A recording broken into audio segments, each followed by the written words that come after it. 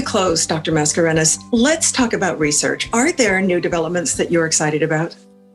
Yeah, absolutely. So what I'm heavily interested in and involved in is clinical investigation and moving the field forward. And there are many people out there that are similarly involved and are doing really excellent work. So I am super jazzed and enthusiastic and optimistic. And it's what gets me to work every day and inspires me is all the effort that is happening. And it's a continuum. So it's not just one person trying to try a different drug here and there. It's really bringing together many different people, because these are rare diseases, many different people from many different institutions that have different areas of expertise, but have a common goal of translating from laboratory informed data.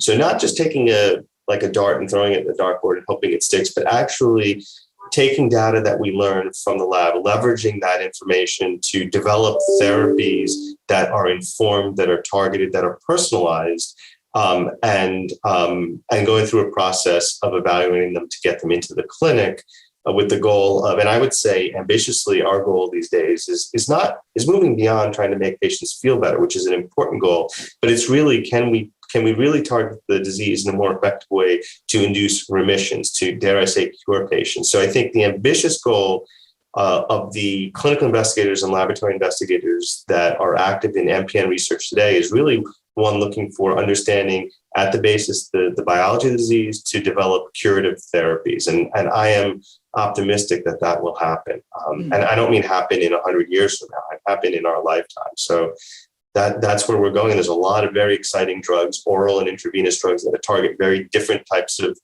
aspects of the disease. And I think patients and physicians will see that many of those drugs are used best in combination. So the idea of using one drug, waiting for it to fail, and using another drug is really old news. And much of oncology is combination therapy. So taking drugs that have differing targets or mechanism of action and non-overlapping toxicities to try to better target and delete what's called the myelofibrosis stem cell. That's the basic issue here, which we don't effectively delete other than transplant.